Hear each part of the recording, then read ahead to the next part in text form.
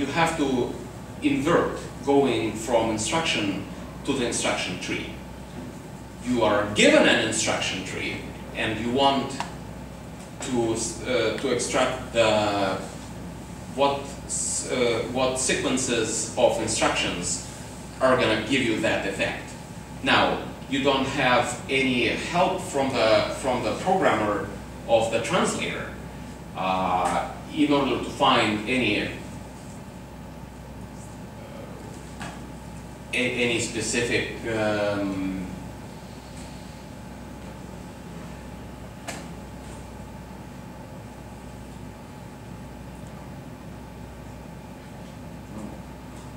formula how to calculate instructions from the effect from the I/O effects tree.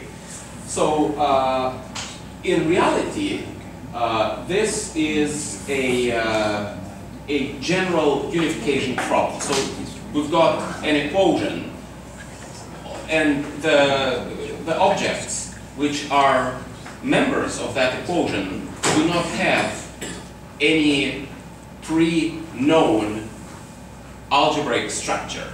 So all you have is just that something equals something, and that is has parentheses and some sort of it's some sort of a term, but you don't really know what kind of algebraic structure they have. So, the theory of equations has been developed there since the Babylonians, and we have a very standard, extremely nice programmatic way of dealing with equations of general form. There's a bunch of implementations of equational theories, an extremely elegant implementation in only 3 lines of prologue deals with building 2 kinds of equations and relation axioms connecting these 2 kinds of equality. Well, it's actually the same inequality because it only goes one way but not the other. So we can very easily mechanically translate a description like that into a rewrite rule. And as you can see, the rewrite rule is a valid prologue rule. And you, on top, you combine that with these 4 lines of prologue that express the equational theory. And that's it. That gives you a program for calculating your instructions. So let's say you're trying to move this constant into GPR2. Well, there's no single instruction that does it.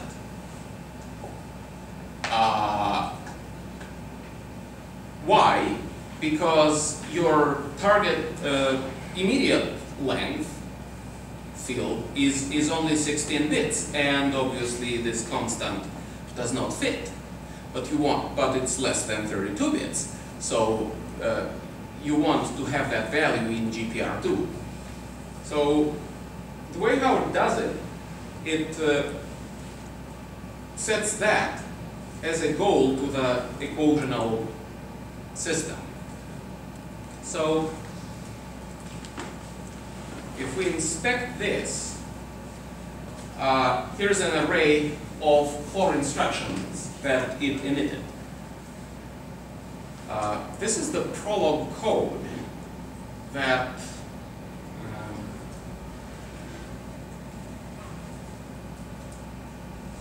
oh, this is screwed up on this machine because of line ends. How did it go? TR.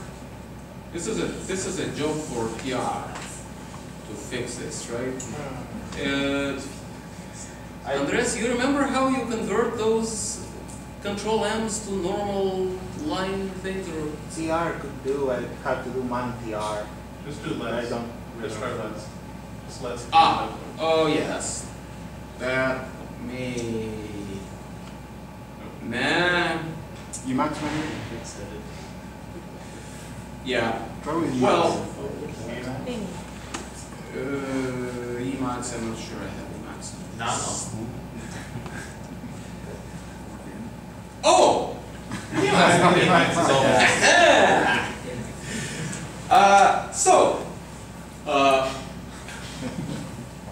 The init is simply does the equivalence, that the AST has to be equivalent to the observed instructions, and then the next 4 lines is register selection, because otherwise it will simply go on this infinite abstract number of available registers before the selection. So this is the register selection, and this is simply list of registers. Yes. So this is the register selection algorithm, and this is what GPRs are. So this is just general Prolog utilities. Utilities on terms, remove things from the list. And here is the actual rewrite engine.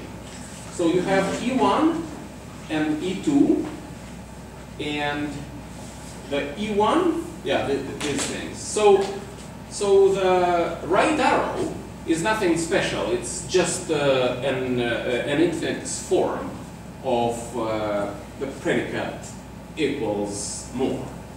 And this is the actual equational theory. So you have E, you have E1 and E2, and they're related like this. E2 is symmetric, but E1 is not, and so and E is also not. There are general things about operations which has nothing to do with any particular processor. They're just properties of transfers or additions, subtractions, what have you. For example, if there is no direct transfer from A to B, well, what you can do is you can transfer to an intermediate register and then transfer. So you can do transfer in 2 steps, right? You can decompose any transfer. And then the actual rewrite is that E1, you tell the resolution engine that E1 is implemented over the substitution relation, or over the rewrite rule. And here is the actual instruction rewriting rules. Well, this part is what got synthesized from those add-I semantic trees. So in order to transfer that, you can add if the second operand is done to register 0, and op1 is a GPR, and op3 is a register, and it fits in 16 bits, then this rule succeeds. So you can rewrite a transfer as one add-I instruction. Well, but that's not enough. Because, well, if you also need add, you also need or in terms if you need to synthesize the constant that does not fit in the medium. So there's nothing really there, and then there are abstract properties of operations that have nothing to do with any particular processor. They are simply properties of the actual semantic domain itself. And these are definitions of what a GPR is, what a bound one is, what an unbound one. and then we asked it to give us the x. So here is the actual final goal program. This is what we asked him, and so that's the abstract thing. Emit, satisfy this goal with abstract equals that, see what the x is, and then print it. And then on the Smalltalk side, we pipe the output of that into Smalltalk. Obviously, this can be done by linking to BSWI, blah, blah, blah, and we'll go much faster and so on. And, this is right, this is, Control X, Control C. yeah.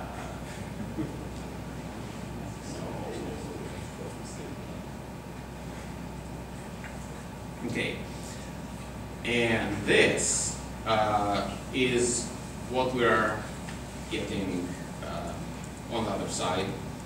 And now each of these can be emitted.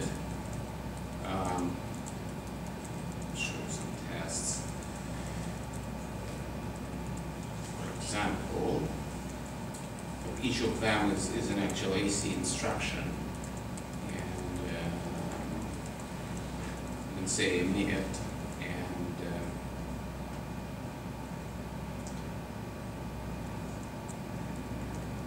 let's say encoding, for example. Yes. So you take an instruction.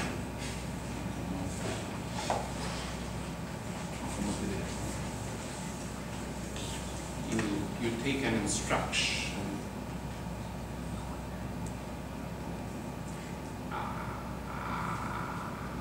There. And so you build an instruction here. It's building the instruction. And then you assert that the emit operation on it gives the correct value. And then obviously this works. And so that gives us, to the last 5 minutes, unfortunately, to describe the actual bugging thing. So how do we debug this? Well,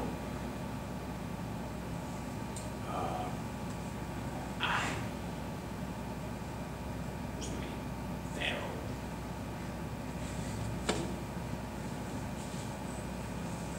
Close.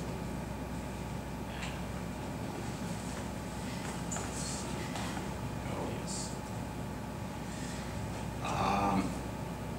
So what I built is essentially a GDB client-side debugger in Pharo.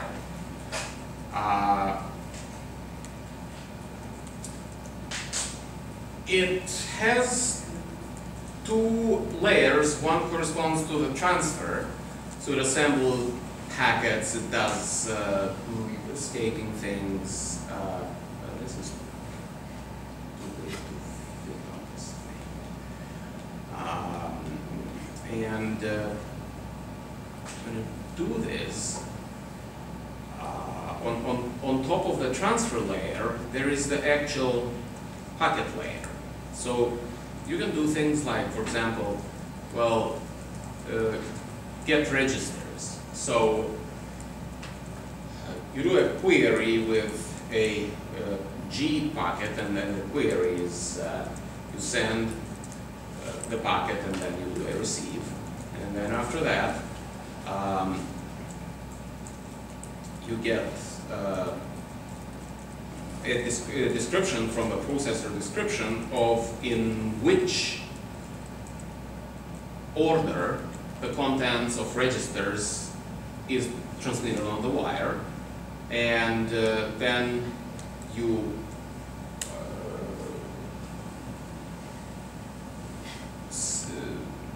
take all of the register values and fill the dictionary of where the key corresponds to the register name and value is what's in that register. And you can also transfer the other way around. The interesting part of this is that it works with a lot of very interesting servers on the other side. And one that I was extremely interested in was Gem5. Gem5 is an open source platform simulator. So it does full system simulation of a number of processors. It itself is based on a formal description of the processor that it is simulating.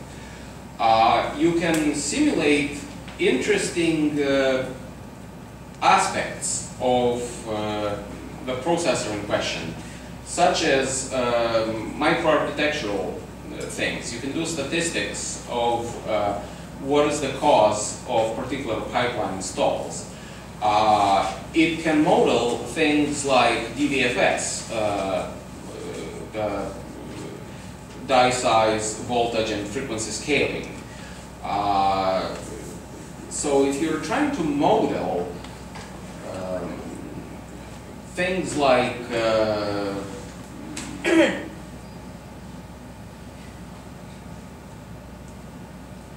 effects on effects of voltage scaling on performance. This is the tool that the community right now is using. So they have a special mode of running, which is syscall emulation. And in that mode, there's really no full model of a processor, let's say, together with the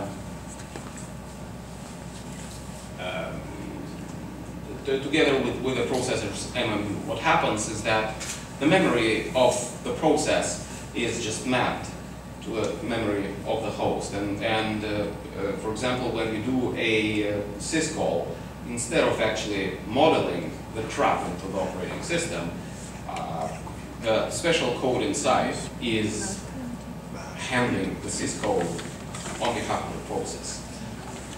We are ready to finish because we are already late, so sorry. Right.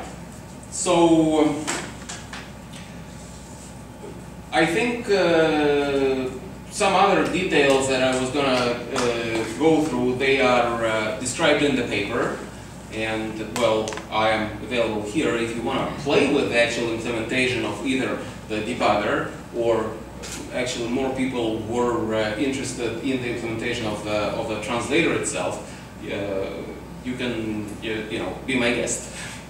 Okay, thank you.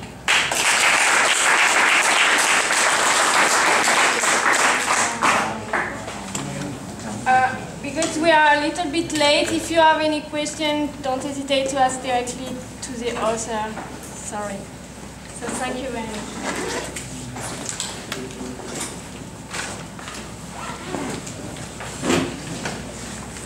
Okay, see you tomorrow for 5 next presentations. It's at the same time at 2 p.m.